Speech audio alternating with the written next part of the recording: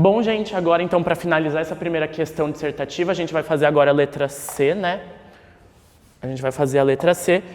De todas as 3 letras desse exercício, a C claramente é a pior de todas, a mais difícil. Tipo, a A e a B, pelo que vocês já viram, foram bem tranquilinhas, bem de boa de fazer. Então dá para garantir o seu ponto na questão.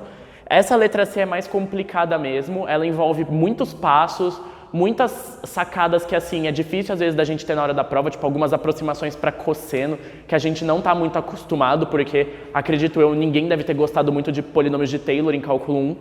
Mas, bom, vamos começar a fazer. Eu vou ler o enunciado para vocês e falar um pouquinho sobre como proceder com essa questão. A letra C ela é bem direta, ela pede assim: mostre que a energia total do pêndulo é constante. Tá, quando você pensa em energia no pêndulo, existem 2 formas de energia principais, né? A energia ela vai ser a soma da energia cinética com a energia potencial, certo? Porque vamos ter a velocidade do pêndulo e a variação na altura da massa do pêndulo. Então, vamos ter esses 2 tipos de energia no pêndulo como um todo. Quando ele pede para a gente provar que a energia é constante, a gente tem que mostrar que a gente consegue achar alguma fórmula para a energia que não dependa de algum tipo de parâmetro variável. No caso, na maioria dos exercícios de física, qual que vai ser sempre o parâmetro variável? Vai ser o tempo. Então a gente tem que, de alguma forma, achar uma fórmula para a energia que não varie com o tempo, ou seja, não apareça T no meio da fórmula da energia, certo? Então, isso é basicamente o que você tem que fazer. Então vamos começar passo a passo, porque assim, qualquer coisa que você vai conseguindo desenvolver, é possível de você já ir ganhando uns pontos com isso. Então vamos começar passo a passo. Primeiramente, vamos começar pensando na energia cinética, no K. A energia cinética, pelo que a gente já conhece, é aquela fórmula básica, mv² sobre 2. Porém, o pêndulo simples, ele não é um movimento retilíneo, ele não é um corpo, uma partícula acelerando em linha reta. Ele é uma partícula que acelera girando, certo? Então, a energia cinética para movimentos circulares, ela muda. Ela vai deixar de ser mv² sobre 2 e vai passar a CI, que é o momento de inércia do corpo, vezes ω², ou nesse caso, né, θ ponto ao quadrado, que nada mais é do que a velocidade angular do corpo, dividido por 2. Então, na realidade, a energia cinética ela vai ser dessa forma aqui.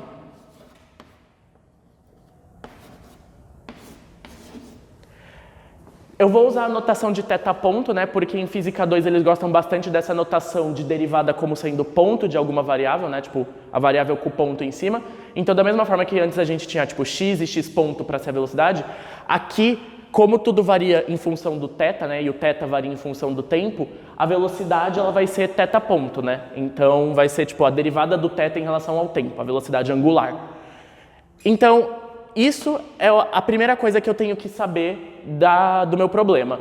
E eu preciso desenvolver esse momento de inércia. Eu não posso simplesmente deixar esse ir porque ele não é uma informação do enunciado. Então, eu vou ter que lembrar que momento de inércia, né, a gente vai ter que lembrar isso de Física 1, o momento de inércia para corpos discretos, ou seja, corpos que podem ser aproximados por um único ponto, né? O momento de inércia vai ser sempre a massa desse corpo vezes a distância ao quadrado que ele está do centro de rotação. Então, no caso, o centro de rotação é esse ponto O aqui, né? Eu tenho que a distância do meu corpo, da minha massa m, até o ponto O, é o comprimento do fio, que é L. Então, o meu momento de inércia do meu corpo discreto, que é só essa bolinha, esse ponto material que tem massa, vai ser a massa dele vezes a distância ao quadrado. Tudo bem, gente? Então, isso é a primeira informação que eu tenho. Isso é a primeira parte do problema. A gente agora vai deixar isso daqui reservado por um tempo e vamos para a próxima. Vamos começar a pensar agora na energia potencial. No caso de MHS, né, que também cai nessa prova, a energia potencial envolvida no MHS não é uma potencial gravitacional, é uma potencial elástica porque tem a mola. No caso do pêndulo simples, não tem nenhuma mola envolvida, mas a massa ela fica variando de altura, né? No caso, esse Hzinho. Se a gente for pensar na posição inicial de repouso, que é quando o pêndulo está tipo, sem balançar, a bolinha ela fica exatamente aqui, né? Tipo, ela ficaria aqui se ela estivesse na posição de repouso. Porém, ela subiu uma altura Hzinho, porque ela está oscilando. Então, o que a gente tem que pensar, né? fórmula da energia potencial ela é sempre, né, mgh, né? Essa é a fórmula da energia potencial gravitacional. O que a gente precisa saber, então, é conseguir achar o valor desse Hzinho em função das variáveis do problema, que no caso, né, tipo L, θ, esse tipo de coisa. Aqui eu já coloquei algumas coisas para vocês, tá, gente? O que eu fiz aqui? Eu tenho meu fio L, o que eu fiz foi criar um triângulo retângulo usando L como hipotenusa e um dos ângulos sendo θ. Então, com isso, eu consigo descobrir um pedaço da minha altura total, né? Tudo isso, né, do ponto O até onde a bolinha deveria estar é a altura total, que vale, tipo, quanto que vale esse pedaço aqui? A altura total, ela vale L. Por quê? Porque se a bolinha estivesse nesse pedaço aqui, se ela estivesse nessa posição, o fio estaria esticado por aqui. Então, tudo isso, a soma dessas duas coisas, né, no caso, eu vou deixar anotado aqui embaixo, que o L cosseno θ mais o Hzinho vale L.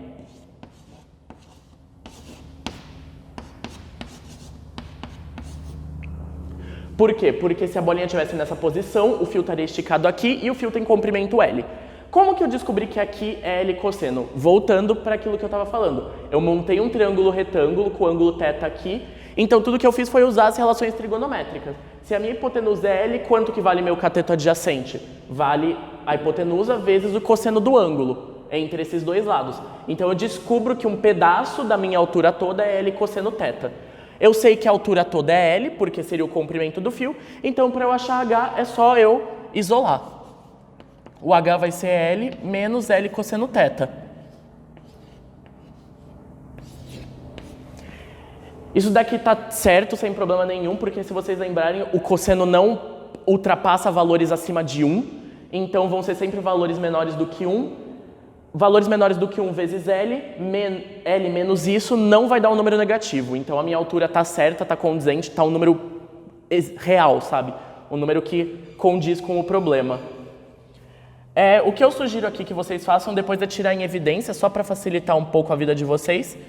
E não só por isso, mas também porque a gente vai precisar fazer uma aproximação de cosseno que não é tão, assim, trivial pra gente. É um negócio bem chato, mas que precisaria disso para poder ter resolvido o exercício. Então, eu aconselho vocês a estudarem um pouco as aproximações de seno e cosseno, tá bom? Porque elas podem ser cobradas em prova. As aproximações de primeira ordem pelo polinômio de Taylor são bem simplesinhas. É umas coisas que a gente, tipo, em cálculo 1, os professores já falavam com uma certa naturalidade, não era nenhum bicho de 7 cabeças. O seno, a gente pode aproximar seno de θ como θ, né? Isso em primeira ordem. E o cosseno de θ a gente pode aproximar como 1. Porém, se a gente aproximar o cosseno de θ como 1 aqui, esse termo vai zerar. E se ele zerar, vai estar dando que a energia potencial vai dar zero. Só que ela não é zero, porque a gente percebe que existe uma variação na altura. Então, a gente tem que usar a aproximação do cosseno de segunda ordem. E deixa eu ver onde eu vou anotar isso. Eu vou colocar isso daqui e aqui, tá, gente? Eu vou apagar até aqui e deixar só a parte que importa pra gente. O cosseno θ, em segunda ordem, a gente pode aproximar ele como sendo 1 menos θ ao quadrado sobre 2. Tá bom? Isso não é uma coisa que vocês precisam saber, tipo, como fazer, como demonstrar na prova, mas vocês precisam ter, tipo, isso meio decorado para poder usar caso precise. Por que que eu não deixei o cosseno aqui? E por que que eu substituí pelo próprio θ? Porque agora a gente vai introduzir tanto no θ quanto no θ ponto aquelas soluções que a gente conhece para o MHS, né? Para o movimento harmônico simples, que são aquelas soluções que envolvem cosseno e seno de θ, tá bom? É um passo chato, é um passo que não é intuitivo, mas é o que precisa ser feito mesmo, tá, gente? Antes de começar agora a fazer todas essas contas e fazer as substituições, eu só vou colocar essa informação que eu tenho aqui, tá bom, gente? O U, por fim, vai ser M, G, L, que multiplica 1 menos θ ao quadrado sobre 2. Tá? Esse é o finalzinho. Eu vou apagar a aproximação porque ela já está ali, né? Já está naqueles 2 últimos passos. Eu vou apagar o valor da altura porque ele também já foi utilizado. Vou apagar isso daqui porque a gente já tem a resposta, isso daqui também. Só vou deixar essa última linha para vocês perceberem Um outro detalhe que eu esqueci de colocar aqui. Isso daqui é a aproximação para o cosseno, só que aí a gente ainda tem um 1 e um menos, né, que troca os sinais do cosseno. Então a gente vai ter, dentro desse parênteses, 1 menos 1 mais θ ao quadrado sobre 2. Tá? Nossa, ficou horrível esse θ, peraí.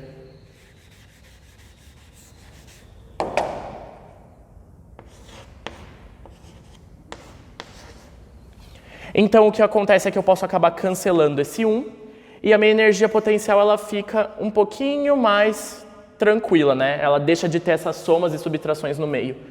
Vai ficar m, g, l, que multiplica θ ao quadrado sobre 2.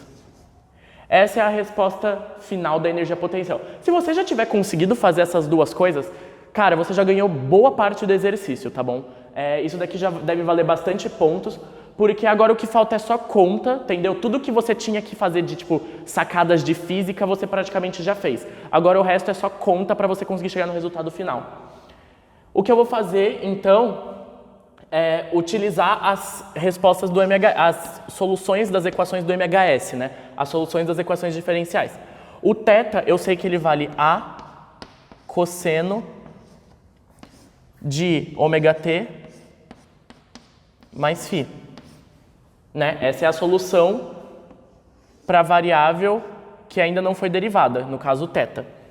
No caso da variável que já foi derivada, que é o θ ponto, a velocidade angular, eu vou ter θ ponto igual a menos A ômega seno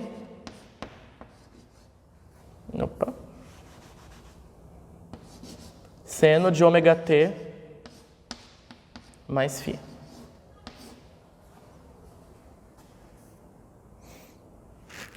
Ok.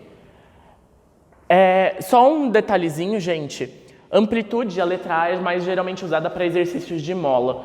Né? No caso, na notação do IF mesmo, né, para esse exercício, eles falaram que a amplitude desse pêndulo é um θ0. Tipo, os valores máximo e mínimo que ele pode atingir é um valor θ0 pré-determinado. Então é bom que vocês usem sempre as notações e as letras do enunciado para poder o corretor, na hora que estiver lendo, falar, tá bom, ele prestou atenção no enunciado, eles entenderam como funciona. Então sempre usem as letras do enunciado, tá, gente?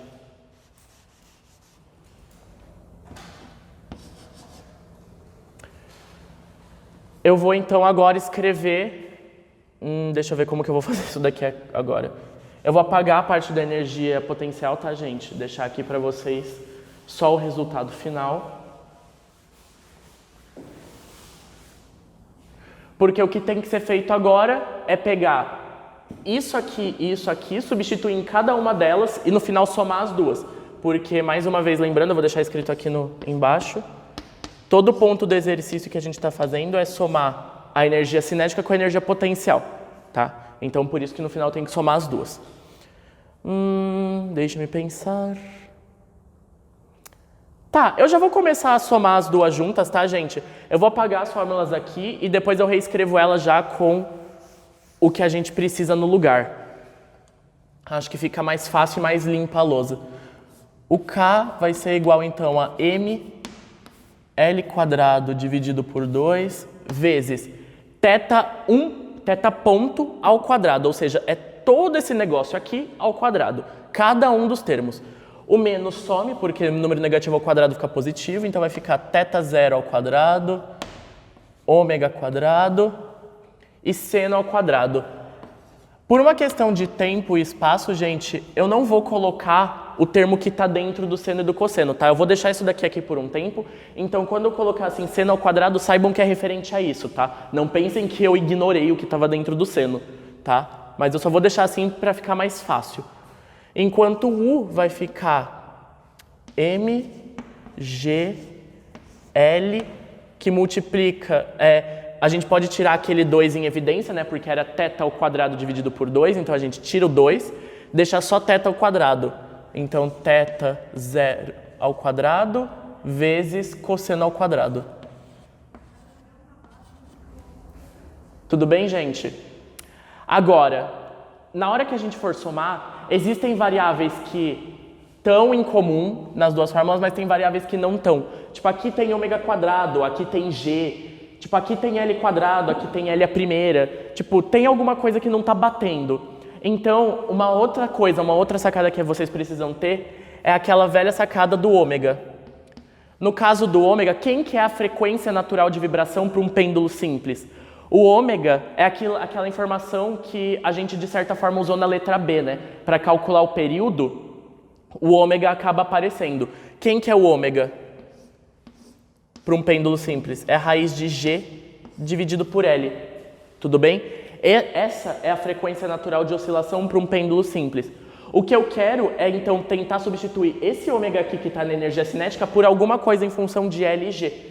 Tudo que eu vou fazer é elevar ao quadrado dos dois lados. Então, eu vou ter que ômega quadrado é igual a G sobre L.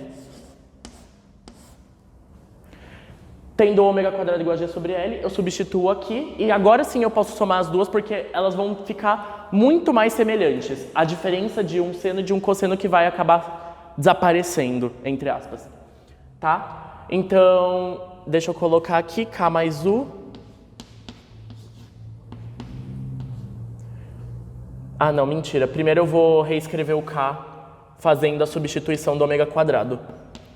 M sobre 2, que multiplica L quadrado, que multiplica θ zero ao quadrado, que multiplica agora G sobre L, que multiplica seno ao quadrado. Eu consigo simplificar o L quadrado com o L no denominador, fica só L vezes G, que é exatamente o que aparece na energia potencial, um G vezes um L. Então agora, por fim, eu vou apagar aqui as soluções do MHS. Eu vou ter que K mais U vai ser igual. Eu posso tirar em evidência M sobre 2, porque aparece nos dois, G vezes L, porque aparece nos dois, e θ zero ao quadrado, porque aparece nos dois. Então vai ficar M sobre 2, que multiplica LG, multiplica LG, que multiplica θ zero ao quadrado, que multiplica... eu fiz muito... Pera aí, gente, eu vou apagar aqui só para caber tudo na mesma linha.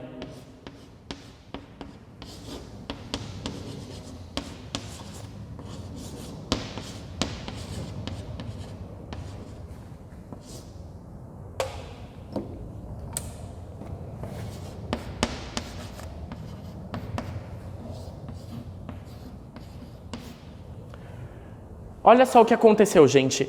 Apareceu toda um bonde de letra aqui, porém apareceu seno quadrado mais cosseno ao quadrado. Seno ao quadrado mais cosseno ao quadrado é a relação fundamental da trigonometria. Isso daqui vale 1. Então, no final das contas, o que acontece? A energia do meu pêndulo pode ser escrita como M sobre 2, G, L, θ zero ao quadrado, onde θ zero, lembrem-se, é a amplitude do pêndulo, né? No caso, o exercício resolveu chamar de θ zero, mas não se esqueçam que isso aqui representa a amplitude. Essa é a resposta final do exercício. Mas você deve estar pensando, mas você disse que era para mostrar que a energia não variava, que a energia era constante. Mas assim, como que eu vou entender que isso daqui prova o que o exercício quer? Se vocês lembrarem pelas equações do MHS, que eu apaguei agora há pouco, mas eu reescrevo aqui para vocês verem, existem duas variáveis que dependem do tempo, no caso, o θ e o θ ponto. O θ, ele é θ zero cosseno de ômega t mais φ. Então, a posição do meu pêndulo depende do tempo. Como o seno e o cosseno desapareceram, eu sumi com os termos que variam no tempo. Então, a minha energia ficou constante, porque a massa do peso da bolinha não muda. A gravidade não muda, porque está no mesmo lugar. O comprimento do fio não muda, porque ele é um fio perfeito, né? Dadas aquelas condições loucas da física, o fio perfeito não estica, não comprime nem nada. E o θ0 é um valor inicial pré-determinado que também não varia, né? Ele não considera, nesse caso, perdas de energia, resistência do ar, nem nada. Então esse θ0 também não varia. Então eu tirei a variação do tempo, que era a única coisa que me atrapalhava. Eu vou escrever aqui também o θ0, vai ficar menos... O θ ponto é menos θ0, ômega, seno de ômega t mais φ. Certo? Então, eu simplesmente sumi com os termos que dependiam de t. Ficou tudo perfeito. Isso prova que a energia é constante e com isso eu acabo a primeira questão escrita, gente. É isso.